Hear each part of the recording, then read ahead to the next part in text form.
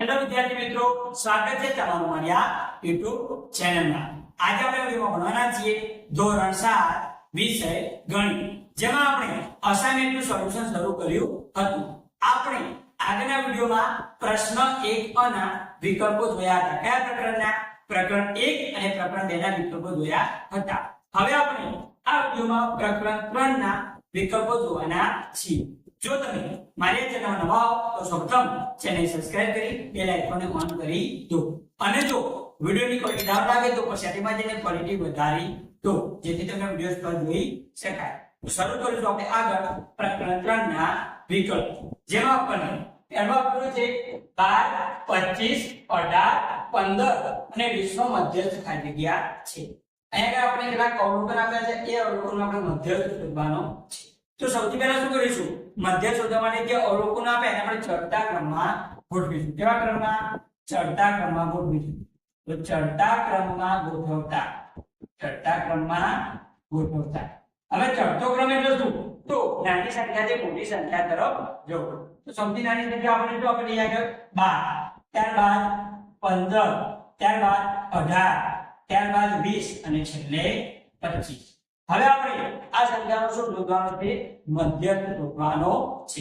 મધ્યસ્થ મતલબ કે આ અવલોકનમાં જે સંખ્યા વચ્ચે આપી હોય એ આપણો શું થશે? મધ્યસ્થ થશે।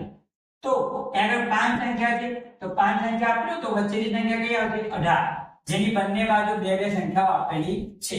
તો આપણો મધ્યસ્થ કયો થયો? 18 થયો। તો આપણને જવાબ શું મળ્યો? 18। અહીંયા આગળ સી। ત્યારબાદ જોઈએ બીજા નંબરનો 1, 2, 3, 4, 5, 6 નો મધ્યસ્થ ખાલી જગ્યા છે। અહીંયા આગળ 1 થી 6 સંખ્યા આપી છે, એ 1 થી 6 સંખ્યાનો આપણે મધ્યસ્થ શોધવાનો છે। જો આપણે અહીંયા વચ્ચેની સંખ્યા લેવા જઈશું, બરાબર, આપણે શું આપ્યું? 1, 2, 3, 4, 5 અને 6 આપેલા છે। આને આપણે વચ્ચેની સંખ્યા લેવા જઈશું તો 2 આવશે, 3 અને 4 કેટલી આવશે? 2। કોઈ એક સંખ્યા મધ્યસ્થ મળશે, બરાબર, અહીંયા 2 આપી છે, 3 અને 4। તો મધ્યસ્થ કેવી શોધવાનો? તો જે વચ્ચેની બે સંખ્યા આપે 3 અને 4, એનો આપણે સરવાળો કરવાનો, 3 + 4, એને આપણે કેટલા વડે ભાગવાના? 2 વડે ભાગવાના બાળકો। 3 ને 4 કેટલા થાય? 7, 7 ભાગ્યા કેટલા કરવાના? 2। 7 ને 2 વડે ભાગો તો જવાબ કેટલો આવે? 3.5। 7 ને 2 વડે ભાગો જવાબ કેટલો આવે? 3.5। તો આપણો જવાબ કયો આવે? બી, 3.5 છે। ત્યારબાદ જોઈશું બાળકો આપણે ત્રીજા નંબરનો પ્રથમ 5 એકી પ્રાકૃતિક સંખ્યાઓની સરાસરી ખાલી જગ્યા છે। પ્રથમ 5 એકી પ્રાકૃતિક સંખ્યાની આપણે સરાસરી શોધવાની છે। હવે બાળકો એકી સંખ્યા એટલે શું? તો જેનો એકમનો 1, 3, 5, 7 અને 9 હોય તેવી સંખ્યાને આપણે એકી સંખ્યા કહીએ। તો આપણે પ્રથમ 5 એકી સંખ્યાને આપણે શું શોધીશું? સરાસરી। તો લખીશું સરાસરી બરાબર હવે પ્રથમ 5 એકી સંખ્યા કઈ ગઈ? 1 + 3 + 5 + 7 + 9 ભાગે કેટલા કરવાના? 5 સંખ્યા આગળ કેટલા વડે ભાગવાનું? 5 વડે ભાગીશું। હવે આપણે આ બધી એકી સંખ્યાનો સરવાળો કરીશું। 9 અને 1 10, 10 ને 7 17 ને 3 કેટલા થાય? 20, 20 ને 5 25, બરાબર। પ્રથમ 5 એકી સંખ્યાનો સરવાળો કરો જો 25 હવે 25 ને કેટલા વડે ભાગીશું? 5 વડે। જો 25 ને 5 વડે ભાગીએ તો કેટલો જવાબ આવે? 5 મળે। કેટલો મળે? 5। એટલે કે પ્રથમ 5 એકી પ્રાકૃતિક સંખ્યાની સરાસરી આપણને 5 મળી। તો આપણો જવાબ આવશે બી, 5। જોઈશું બાળકો આપણે આગળ ચોથા નંબરનું અવલોકનો 6, 8, 10, x અને 14 ની સરાસરી 10 હોય તો x કેટલા? અહીંયા આગળ આપણે બાળકો અવલોકન કેવા આપેલા છે? 6, 8, 10। x એટલે કે અજ્ઞાત અવલોકન આપ્યું છે, મિત્રો 14, એની સરાસરી આપણે 10 આપી છે। તો આપણે x એટલે કે અજ્ઞાત અવલોકન શોધવાનું છે। તો કેવી રીતે જોઈએ?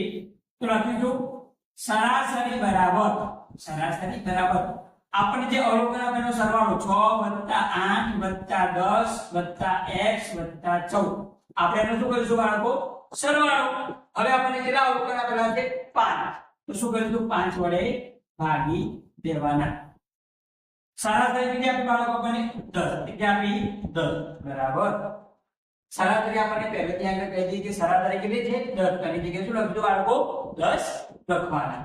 હવે આપણે એનો સરવાળો કરીએ। 6 ને 8 14, 14 ને 10 24, 24 ને 14 38 વત્તા x 38 વત્તા x ભાગાકારમાં કેટલા બાળકો 5 કેટલા આપણે x ની કિંમત જોઈએ છે માટે આ બધું ક્યાં લઈ જઈશું બરાબરની એટલે બરાબર તો સૌથી પહેલા 5 ભાગાકારમાં છે અહીંયા આગળ ગુણાકારમાં જશે 10 ગુણ્યા 5 બરાબર વધીશું 38 વત્તા x 10 પંચું કેટલા થાય બાળકો 50 કેટલા થાય બરાબર અહીંયા કરશું છે 38 વત્તા x મારે x ની કિંમત જોઈએ છે મારે શું કરીશ 38 ની બરાબરની બે બાજુ મૂકવી તો અહીંયા 50 છે 38 ને આ બાજુ મૂકું તો થઈ જશે માઈનસ કેવા થાય બાળકો માઈનસ થઈ જાય બરાબર x હવે 50 માંથી બાળકો 38 બાદ કરો તો કેટલો જવાબ આવે 12 કેટલો જવાબ આવે 12 બરાબર x તો આપણને x ની કિંમત કેટલી મળી બાળકો 12 મળી કેટલી મળી 12 એટલે કે આપણને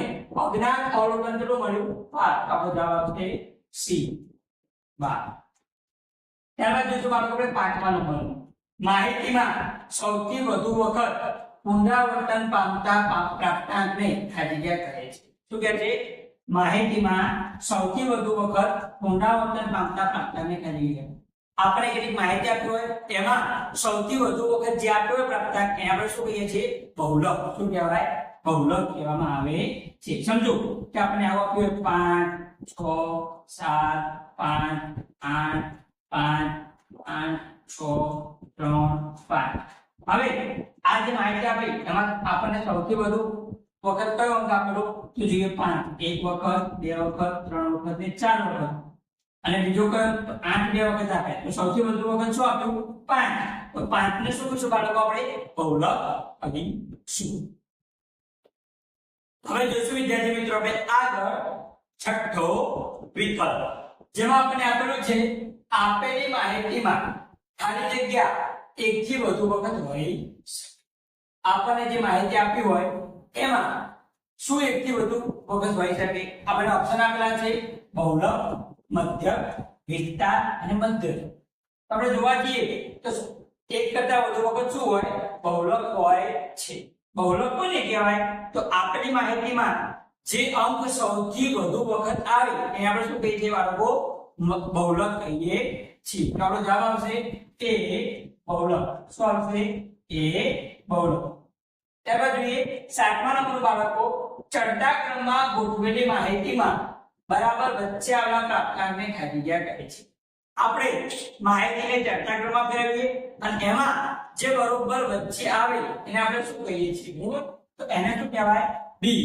મધ્યસ્થ કહેવામાં આવે છે ત્યારબાદ જોઈશું બાળકો 8મા નંબરનું માહિતીના બધા પ્રાપ્તાંકોના સરવાળાને પ્રાપ્તાંકોની સંખ્યા વડે ભાગતા ખાલી જગ્યા મળે છે આપણે જે માહિતી આપી હોય એ માહિતીના બધા પ્રાપ્તાંકોનો સરવાળો કરવાનો એ સરવાળાને આપણે જેટલા પ્રાપ્તાંકો આપ્યા હોય એની સંખ્યા વડે ભાગવાનું તો આપણે એને સરાસરી કહેવાય અથવા તો બીજું શું કહેવાય મધ્યક એટલે જવાબ આવશે ડી જવાબ આવશે ડી બરાબર સરાસરી પણ કહેવાય અને મધ્યક પણ કહેવાય તો આ રીતે આપણે પ્રકરણ 3 ના વિકલ્પો જોયા હવે જોઈશું આપણે આગળ પ્રકરણ 5 ના વિકલ્પો જેમાં આપણે પહેલો આપેલું છે બાળકો સમબાજુ ત્રિકોણના દરેક ખૂણાનું માપ ખાલી જગ્યા હોય આપણે એને કેવો ત્રિકોણ આપણો બાળકો સમબાજુ ત્રિકોણ એના દરેક ખૂણાનું માપ કેટલું હોય એ આપણે આગળ લખવાનું છે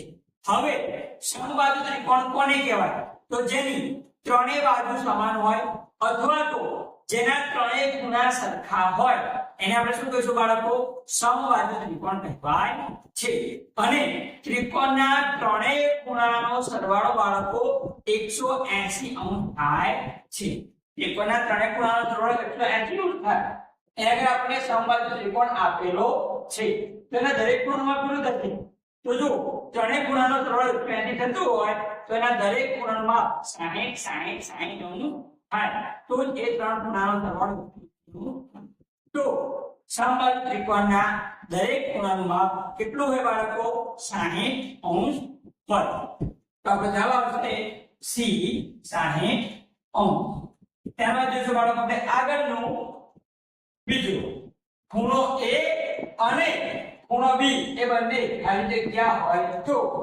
તેમના માપ સરખા ન હોય ખૂણો A અને ખૂણો B એ આપણે 4 ઓપ્શન આપ્યા એમાંથી શું હોય તો તેમના માપ સરખા ન હોય. પહેલો આપ્યો કાટખૂણા, બીજો આપ્યો અનુકોણો, ત્રીજો આપ્યો યુગ્મકોણો અને ચોથો આપ્યો રેખીય જોડના ખૂણા. તો ખૂણો A અને ખૂણો B એ બંને જો રેખીય જોડના ખૂણા હોય તો બંનેના માપ સમાન હોય નહીં. કેમ? રેખીય જોડના ખૂણા એટલે શું કે સમજો આપણને કોઈ આવો આકાર આપેલો છે, આવો કોઈ આકાર આપ્યો છે, એમાં આ ખૂણો આપણે શું કહીશું અંતઃકોણ અને આ ખૂણો કહીશું બહિષ્કોણ. હવે આ બંને ખૂણા કેવા છે? એક જ રેખા પર આવેલા. આ ખૂણો અને આ ખૂણો બંને કેવા છે? એક જ રેખા પર આવેલા છે. તો એ બંને સમાન થશે નહીં. કેમ કે બંને કેવા છે? રેખીય જોડના ખૂણા છે. માટે એ ખૂણો A અને ખૂણો B, આ ખૂણો A અને આ ખૂણો B એ સરખા થશે નહીં. કેમ કે બંને રેખીય જોડના ખૂણાઓ છે. તો આપણો જવાબ આવશે D. ત્યારબાદ જોઈશું ત્રીજા નંબરનો બાળકો, કોટિકોણના માપનો સરવાળો ખાલી જગ્યા હોય. શું કીધું આપણને? કોટિકોણના માપનો સરવાળો ખાલી જગ્યા હોય. હવે કોટિકોણ કોને કહેવાય? તો જે બે ખૂણાના માપનો સરવાળો 90 થાય તેને શું કહેવાય? કોટિકોણ કહેવાય. કોટિકોણ. આપણો જવાબ આવશે શું? C. જે બે ખૂણાઓનો સરવાળો 90 થાય એને બાળકો કોટિકોણ કહેવાય. ત્યારબાદ જોઈશું આપણે ચોથા નંબરનું, પૂરક કોણના માપનો સરવાળો ખાલી જગ્યા હોય. પૂરક કોણના માપનો સરવાળો કેટલો હોય? તો જે બે ખૂણાઓ પૂરક કોણ હોય એમનો સરવાળો કેટલો થાય બાળકો? 180 અંશ. શું યાદ રાખવાનું? જે બે ખૂણાઓ પૂરક કોણ હોય એમના બેના ખૂણાનો સરવાળો કેટલો થાય? 180 અંશ થાય. તો આપણો જવાબ આવશે B. કેટલો આવશે? B, 180 અંશ. ત્યારબાદ જોઈશું બાળકો પાંચમા નંબરનું. કયું જોઈશું? પાંચમા નંબર, બે સમાંતર રેખાઓને એક રેખા છેદવાથી બનતા છેદિકાની એક જ બાજુના બે અંતઃકોણો ખાલી જગ્યા હોય. શું તો આપણને બે સમાંતર રેખાઓ, તો હું બે સમાંતર રેખા દોરું. એક રેખા આ, એક રેખા આ. સમજી લો કે આ M છે, આ N છે. એને કોઈ એક રેખા આમ છેદે છે. રેખા શું થઈ? એની છેદિકા. શું થઈ? છેદિકા. તો બે સમાંતર રેખાઓ એક રેખા છેદવાથી બનતા છેદિકાની એક જ બાજુના બે અંતઃકોણ. શું કહે છે? કે એક રેખા છેદવાથી બનતા છેદિકાના એક જ બાજુના બે અંતઃકોણો. આ છેદિકાથી એક જ બાજુના બે છેડાવાળા અંતઃકોણો. અંતઃકોણો એટલે કે અંદરના ખૂણા. સમજો કે આ છેદિકા, એની એક જ બાજુના બે અંતઃકોણોનો શું થયા? આ બંને. બરાબર? હવે એ અંતઃકોણો ખાલી જગ્યા હોય, પૂરક કોણ હોય, આસન કોણ હોય, કોટિકોણ હોય કે કાટખૂણા હોય, તો બે સમાંતર રેખાઓની જો છેદિકા છેદતી હોય અને એના એક જ બાજુના બે અંતઃકોણો કીધા હોય તો શું થશે? પૂરક કોણ. એ બંનેનો સરવાળો કેટલો થાય બાળકો? 180 અંશ. એટલે આપણે એને શું કહીશું? પૂરક કોણ કહીશું. ધ્યાન રાખવાનું, જે છેદિકા છેદતી હોય એના એક બાજુના અંતઃકોણ એટલે એને શું કીધું આપણે? પૂરક કોણ. શું કહીશું? પૂરક કોણ કહીશું. ત્યારબાદ છઠ્ઠા નંબરનું બાળકો, બે ભિન્ન રેખાઓને એક છેદિકા છેદવાથી અંતઃયુગ્મ કોણની ખાલી જગ્યા જોડ બને છે. બે ભિન્ન રેખાઓ છે એને એક છેદિકા આમ છેદે છે, એ છેદવાથી અંતઃયુગ્મ કોણની ખાલી જગ્યા જોડ બને. અંતઃયુગ્મ કોણ એની જોડ. તો જોઈએ અંતઃયુગ્મ કોણ એટલે કેવો આકાર બને? આમ ઘેર. તો આકાર બને બાળકો આમ ઘેર. તો એક આ ખૂણો, એક આ અને એક આ. આ શું થયું? અંતઃયુગ્મ કોણની જોડ. એક આ જોડ થઈ. બીજો આપણે ઘેર બનાવીએ તો આ રીતે બનતું જોડ. એ આમ. તો એક આ ખૂણો અને એક આ. બરાબર? એ પણ શું થશે? અંતઃયુગ્મ કોણની જોડ. એટલે કે એક આ જોડ અને એક આ. એટલે બે જોડ થાય. કેટલી થાય? બે જોડ આવશે. ફરી સમજાવું, સમજો કે બે રેખાઓ આપે છે, એને કોઈ એક છેદિકા છેદે છે. હવે શું કીધું કે બે ભિન્ન રેખાઓ એક છેદિકા છેદવાથી અંતઃયુગ્મ કોણની ખાલી જગ્યા જોડ બન્યો. અંતઃયુગ્મ કોણ એટલે જેડ આકાર બન્યો. આમ. તો એક આ ખૂણો છે ના, આ શું થયું? અંતઃયુગ્મ કોણની જોડ. બીજું જોઈએ તો આમ પણ જેડ બને છે. તો એક આ અને આ. તો કેટલી જોડ થઈ? એક આ અને એક આ. બે જોડ બની ગઈ. જવાબ શું આવ્યો? બે જવાબ આવ્યો બાળકો. હવે જોઈશું બાળકો આપણે આગળ સાતમા નંબરનો વિકલ્પ. શું આપ્યું છે આપણને? બે ભિન્ન રેખાઓને એક છેદિકા છેદવાથી અનુકોણની ખાલી જગ્યા જોડ બને છે. શું થાય છે? આગળ બે ભિન્ન રેખાઓ ને એક છેદિકા છેદવાથી અનુકોણની ખાંડિયા જોડ બને છે. તો આપણે આગળ લખીશું બે આપણે સમાંતર રેખાઓ દોરી. હવે એને એક છેદિકા આમ છેદે છે તો ખૂણાઓની કેટલી જોડ બને? 1 2 3 4 5 6 7 અને 8 ખૂણાઓ બને. બે રેખાઓ હોય એને એક છેદિકા છેદતી હોય તો કુલ કેટલા ખૂણા બને? 8. હવે આપણે અનુકોણની જોડ શોધવાની. તો આ ખૂણો એક જે રહ્યો ખૂણો એક જે રહ્યો એનો અનુકોણ શું થશે? ખૂણો 5. ખૂણા 1 નો અનુકોણ ખૂણો 5. ત્યારબાદ ખૂણા 2 નો અનુકોણ ખૂણો 6. ખૂણા 2 નો અનુકોણ ખૂણો 6. ત્યારબાદ જોઈશું આ ખૂણા 3 નો અનુકોણ શું થશે? ખૂણો 7. ખૂણો 7. ત્યારબાદ ખૂણા 4 નો અનુકોણ શું થશે? ખૂણા 4 નો અનુકોણ ખૂણો 8. તો આ રીતે આપણને 1 2 3 ને 4 કેટલી જોડ મળી? અનુકોણની 4 જોડ મળી. ત્યારબાદ આપણે આગળ 8મા નંબરનું ખાલી જગ્યા માપના ખૂણાઓની જોડ કોટિકોણની જોડ છે. તો કીધું આપણને આ જગ્યા માપના ખૂણાઓની જોડ કોટિકોણની જોડ છે. હવે કોટિકોણની જોડ કોને કહેવાય? જે બે ખૂણાઓનો સરવાળો 90 થાય એને શું કહેવાય? કોટિકોણની જોડ. બીજું આપણે શેનો સરવાળો 90 થાય? તો આ બેનો સરવાળો 180 થશે. આ બેનો પણ 180. 60 ને 40 100 70 ને 20 90. તો આપણો જવાબ આવશે 60. બરાબર? જે કોટિકોણની જોડ છે. 70 માં 20 ઉમેરીએ તો કેટલા થાય બાળકો? 90 અંશ થાય. તો એને કોટિકોણની જોડ કહેવાય. તો આ રીતે આપણે પ્રશ્ન 1 અ અહીંયા આગળ પૂર્ણ કરવો. જો વિદ્યાર્થી મિત્રો તમને વિડિયો ગમ્યો હોય તો વિડિયોને લાઈક કરો, આ વિડિયો તમારા મિત્રોને શેર કરો અને મારી આ ચેનલને સબસ્ક્રાઇબ કરી બેલ આઇકોનને ઓન કરો અને વિડિયો કેવો લાગ્યો એ વિશે કમેન્ટ જરૂર કરજો. અને આ વિડિયો તમારા જેટલા પણ મિત્રોને શેર કરો. ગુજરાતના દરેક વિદ્યાર્થીના વિડિયો પહોંચવો જોઈએ. આવા વિડિયો તમને બરાબર કોર્સમાં પણ જોવા મળશે એવા સરળ અને સહજ ભાષામાં મેં તમને સમજાવ્યા છે. વિદ્યાર્થી મિત્રો એક કમેન્ટ જરૂર કરજો. જય હિન્દ.